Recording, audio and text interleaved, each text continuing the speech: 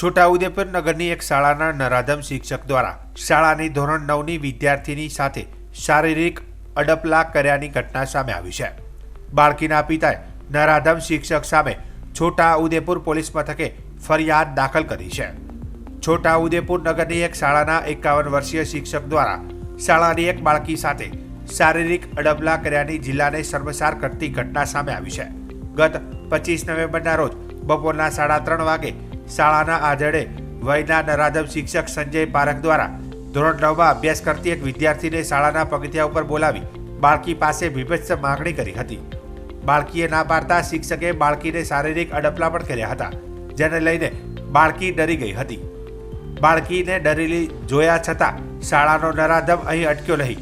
શિક્ષક સંજય પારેખ દ્વારા બાળકીને જો તું ના પાડીશ તો તારા ફોટો હોસ્ટેલમાં મોકલી આપવાની ધમકી પણ આપવામાં આવી હતી। આ અંગે બાળકીના પિતાએ પોલીસ મથકમાં ફરિયાદ નોંધાવતા પોલીસ દ્વારા આરોપી શિક્ષકને ઝડપી પાડવામાં તજવીજ હાથ ધરવામાં આવી છે।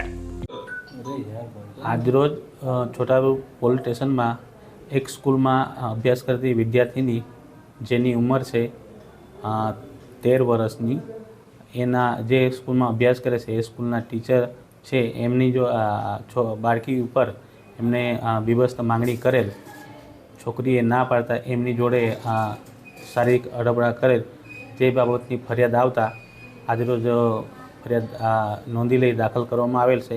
અને આરોપી જે છે સંજયભાઈ પારેખ એમના ઉપર BNS કલમ 75(1),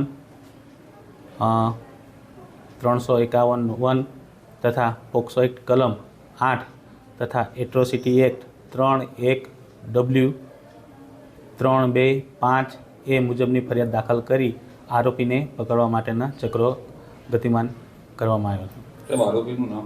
આરોપીનું નામ છે સંજયભાઈ પારેખ।